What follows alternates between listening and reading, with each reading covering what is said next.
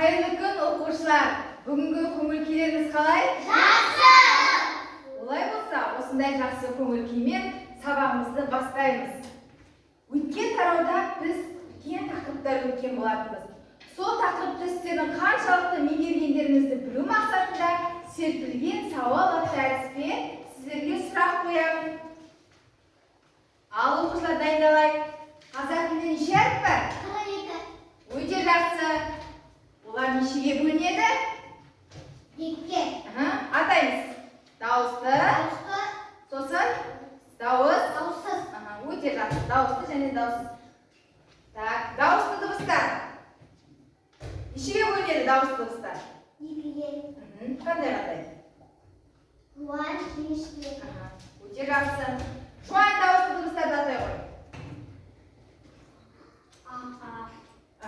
Дауысын шығарайық. Да, өте жақсы. Жіңішке дауысты дыбыстар. Жіңішке дауысты дыбыстар.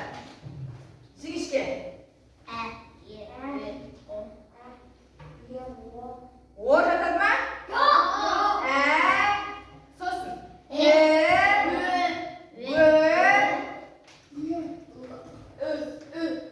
Өте жақсы. Жарайсыздар оқушылар. Бұл тараудағы тақырыптарды жақсы меңгерген екенсіздер. Олай болса, от шашу жасайық.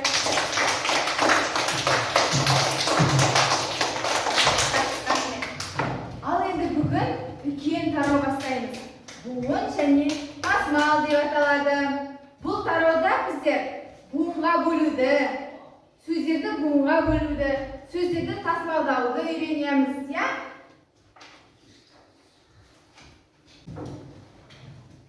Олай болса, оқушылар тақтаға назар аударайық.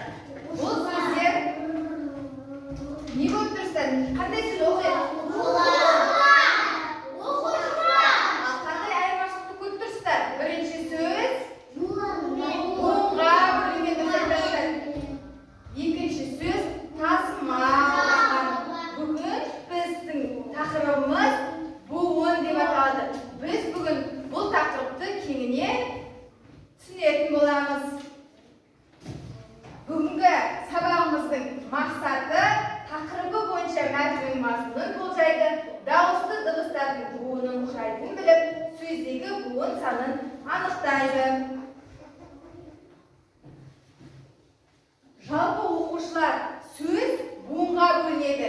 Сөзде қанша дауысты дыбыс болса, сонша буын болады. Мысалы, бәріміз тақтаға назар аударайық. Ер, қанша дауысты дыбыс бар? Демек онда бір буын бар деген сөз. Ата. 2 дауысты дыбыс. Демек 2 буын бар деген сөз. Келесі. Жаңға. 2 дауысты дыбыс бар. Демек 2 буын бар деген сөз. Келесі. Жұмысшы. 3 дауысты дыбыс бар. Демек 3 буын бар. Жарайсыздар оқушылар. Келесі оқушылар, біздерге кітабымызда еліміздің астанасы деген мәтін берілген екен. Ал енді оқушылар, осы мәтінде не туралы айтылуы мүмкін? Еліміздің астанасы деген тақырыбы не туралы айтылуы мүмкін? Не туралы айтылуы мүмкін? Нұр-Сұлтан қаласы туралы айтылуы мүмкін? Бәйтерек, жақсы, қанша туралы айтылуы мүмкін? Өте жақсы. Жарайсыздар балалар. Ендеше осы мәтінді тыңдайық мұқият. Еліміздің астанасы Нұр-Сұлтан қаласы. Қаланың ортасымен Есіл өзені ағады. Қалада әсем ғимараттар көп. Онда бәйтерек, хан шатыр бар. Нұр-Сұлтан қаласы әдемі. Ол маған ұнайды. Жақсы бала. Ал мәтінде не туралы айтылған? Бәйтерек туралы. Нұр-Сұлтан қаласында нелер көп дейді? Ғимараттар дейді. Онда хан шатыр бар. Хан шатыр бар, жарайсыңдар. Сосын бар, жақсы. Қаланың ортасында қандай өзен ағады? Қандай өзен ағады қаланың ортасында? Қандай? Есіл өзен ағады. Жарайсыздар оқушылар. Ал бәріміз от шашу жасап өзен ағады. Жарайды. Ал балалар, осы мәтінде ғимарат деген сөз. Тоқталып кетейік. Ғимарат деген сөзге тоқталып кетейік. Ғимарат белгілі бір үлгіме салынған құрылыс нысаны екен. Ал оқушылар, осыған байланысты сіздерге топтық жұмыс беремін. Барлығымыз бірігіп топпен жұмыс жасаймыз, иә? Қазір сіздерге мынадай парақтарды таратамыз. Иә? Осыған бәріміз топпен бірге жұмыс жасаймыз. Оқушылар, тапсырма бізге сан реті бойынша буындарда сөйлем құрап жабыстырамыз, иә? Мына жерде сандар берілген, соның реті бойынша жабыстырған кезде бір сөйлем шығады. Келіп бәріміз топтасып жұмыс жасайық.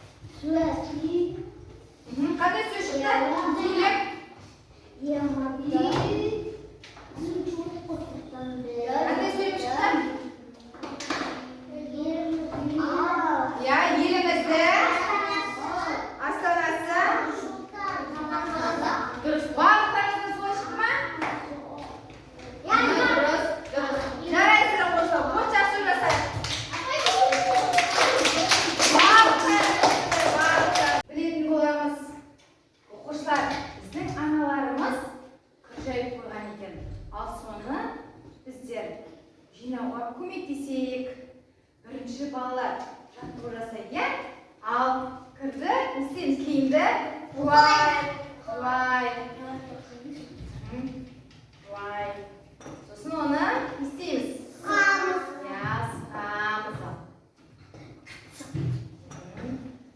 Ал енді сүркілейік. Сосын жайлап білеміз. Жақсы. Ал енді оқушылар, сіздерге мына жерде киімдер іліп тұрған. Сол киімдердің артында сөздер буынға бөлініп тұр. Егер балалар сөздерді оқимыз, егер оқушылар сөздер қате буынға бөлінсе, ол киімді алмаймыз. Ал дұрыс бөлінсе, киімді себетке жинаймыз, қорапқа жинаймыз. Я оқушылар, ал бірінші топтан келе қойыласыз. Тез етеміз. Қазір.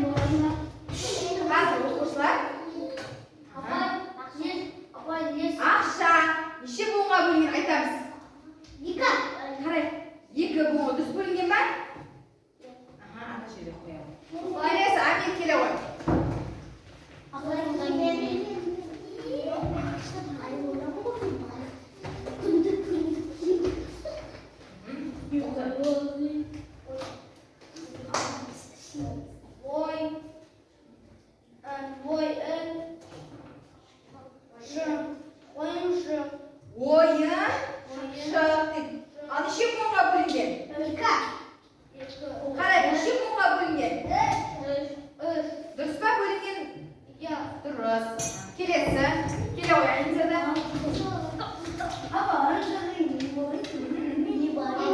Тезден таңдайды, тезден.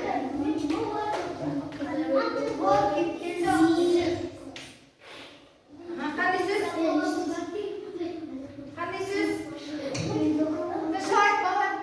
Оқушылар. Қандай сөз?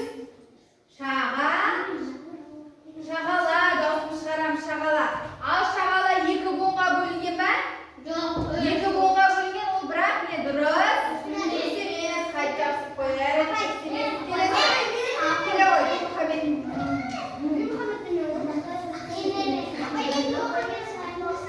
дұрыстап отырамыз, оқушылар қалай отырамыз? Дұрыстап отырайық, дұрыстап. Білмұхаммед қандай ол? Тез таңдаймыз, тез. Айна, дұрыс бөлінген ба? Екі буынға бөлінген. Келесі келе ғой, сағындық. Тездетеміз, сағындық, тездетеміз. Аламыз, тездетеміз.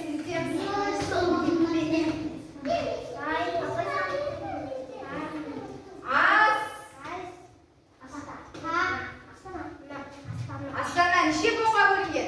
Үш буынға, дұрыс па? Келесі.